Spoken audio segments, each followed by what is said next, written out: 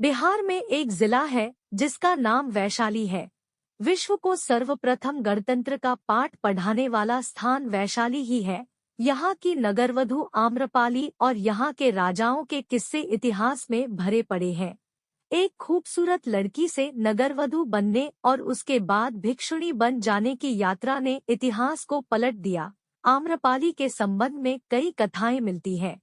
आओ जानते हैं आम्रपाली और बुद्ध का संबंध।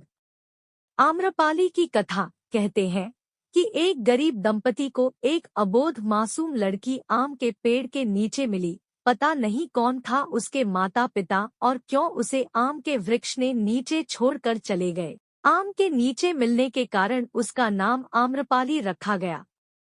आम्रपाली जब किशोरावस्था में पहुंची तो उसके रूप और सौंदर्य की चर्चा नगर में फैल गई। नगर का हर पुरुष उससे विवाह करने के लिए लालायित हो उठा। राजा से लेकर व्यापारी हर कोई आम्रपाली को पाना चाहता था। उसके माता पिता के समक्ष अब दुविधा और भय उत्पन्न हो चला था। अगर आम्रपाली किसी एक को चुनती तो राज्य में अशांति फैल जाती। जब वैशाली के राज प्रशासन को यह पता चला तो उन्होंने नगर में शांति स्थापित करने के लिए आम्रपाली को क्रमानुसार अंत में नगरवधु बना दिया। आम्रपाली को जनपद कल्याणी की उपाधि 7 साल के लिए दी गई। इसे साम्राज्य की सबसे खूबसूरत और प्रतिभाशाली महिला को दिया जाता था। आम्रपाली को अपना महल मिला, सेविकाएं मिली और लोगों से शारीरिक संबंध बनाने के लिए चयन का अधिकार भी मिला। इसके साथ ही वह दरबार की नर्तकी भी बन गई। आम्रपाली का जन्म इतिहासकारों के अनुसार अपने सौंदर्य की ताकत से कई साम्राज्य को मिटा देने वाली आम्रपाली का जन्म आज से करीब 2500 वर्ष पूर्व वैशाली के आम्रकुंज में हुआ था।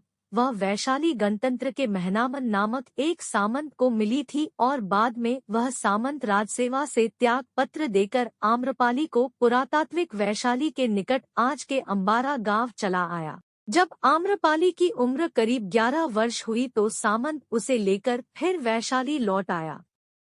राजनर्तकी बनी आम्रपाली।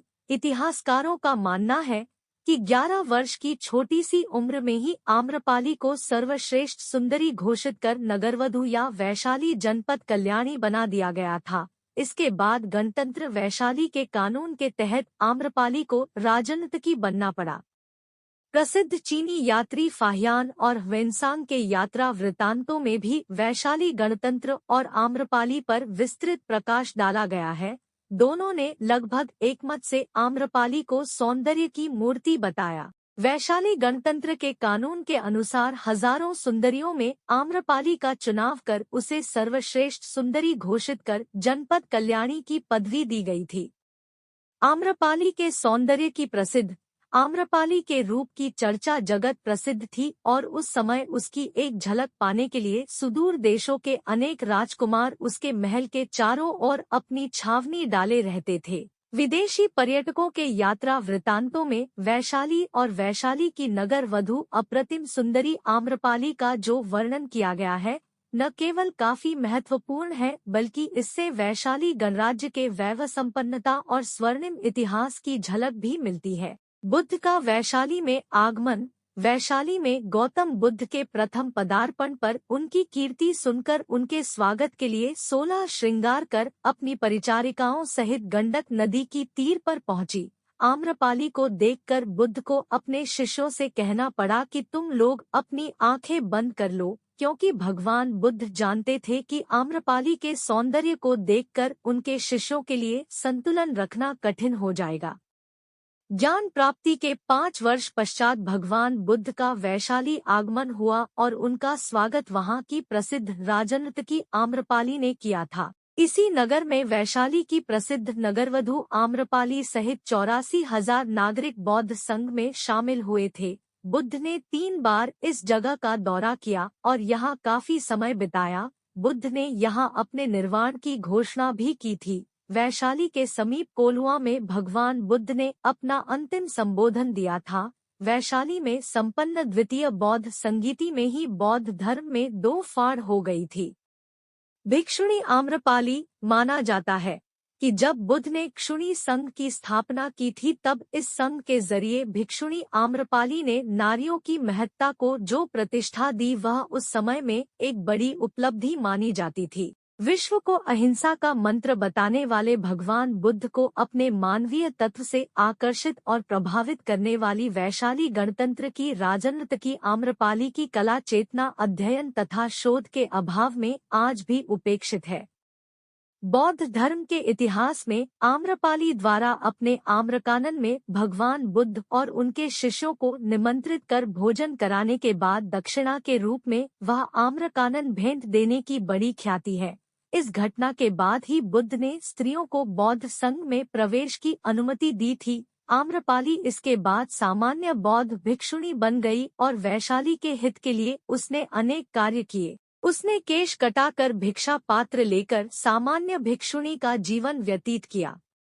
यह भी कहते हैं कि आम्रपाली एक बौद्ध भिक्षु पर मोहित हो गई थी। आम्रपाली ने बौद्ध भिक्षु को न केवल खाने पर आमंत्रित किया बल्कि 4 महीने के प्रवास के लिए भी अनुरोध किया था। बौद्ध भिक्षु ने उत्तर दिया कि वह अपने गुरु बुद्ध की आज्ञा के बाद ही ऐसा कर सकते हैं। अंत में आम्रपाली ने गौतम बुद्ध से कहा कि मैं आपके भिक्षु को मोहित नहीं कर पाई और उनकी आध्यात्मिकता ने मुझे ही मोहित कर धम्म की राह पर चलने को विवश कर दिया है।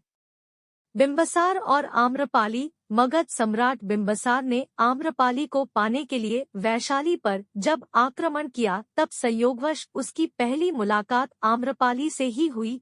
आम्रपाली के रूप सौंदर्य पर मुग्ध होकर बिंबसार पहली ही नजर में अपना दिल दे बैठा। आम्रपाली ने बिंबिसार से युद्ध रोकने के लिए कहा और बिंबिसार ने आम्रपाली की बात मान ली। बिंबिसार ने आम्रपाली को मगध की महारानी बनने का प्रस्ताव भी दिया, लेकिन आम्रपाली ने इस प्रस्ताव को अस्वीकार कर दिया क्योंकि वैशाली और मगध शत्रु थे। बिंबिसार को आम्रपाली से एक पुत्र भी हुआ जो बाद में बौद्ध भिक्षु बना। आम्रपाली और अजातशत्रु कहते हैं कि बिंबिसार का पुत्र अजातशत्रु और आम्रपाली दोनों एक दूसरे से प्रेम करने लगे थे। जब वैशाली गणराज्य को यह पता चला तो उन्होंने आम्रपाली को जेल में डाल दिया गया। अजातशत्रु को यह पता चला तो उसने वैशाली पर आक्रमण कर कई लोगों की जान ले ली, लेकिन इससे कुछ हासिल नहीं हुआ। आम्रपाली इससे दुखी हो गई। बुद्ध और आम्रपाली की कथा। इस संबंध में एक कथा मिलती है कि एक बार भगवान बुद्ध विचरते हुए वैशाली के वनविहार में आए। नगर में उनके दर्शन करने के लिए आमजनों के साथ ही नगर के बड़े बड़े श्रेष्ठजन भी उनके दर्शन के लिए पहुँचे। हर किसी की इच्छा थी कि तथागत उसका निमंत्रण स्वीकार करे और उसके घर भोजन करने के लिए पधारे। वैशाली की सबसे सुंदर और प्रतिष्ठित गणिका आम्रपाली भी बुद्ध के तपस्वी जीवन को देखकर प्रभावित हो चुकी थी तथा वह भी अपना यह घृणित जीवन छोड़कर भिक्षुणी बनना चाहती थी। यही सोचकर वह भी गौतम बुद्ध को निमंत्रण देने पहुंच गई। बुद्ध ने उनका निमंत्रण स्वीकार कर लिया और वे उसके घर हो भी आए। जब उनके शिष्यों को इस बात का पता चला तो उन्होंने बुरा मानकर उनसे स्पष्ट रूप से कहा कि उन्होंने एक गणिका के घर जाकर बड़ा ही अनुचित कार्य किया है। अपने शिष्यों की बात सुनकर तथागत उन सबसे बोले, श्रावकों, आप लोगों को आश्चर्य है कि मैंने गणिका के घर कैसे भोजन किया।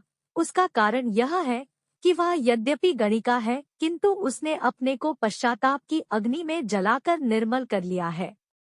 जिस धन को पाने के लिए मनुष्य मनौतियां करता है और न जाने क्या क्या तरीके इस्तेमाल करता है, उसी को आम्रपाली ने तुच्छ मानकर लात मारी है और अपना घृणित जीवन त्याग दिया है। ऐसे में मैं उसका निमंत्रण कैसे अस्वीकार कर सकता था। आप लोग स्वयं सोचे कि क्या अब भी उसे है माना जाए।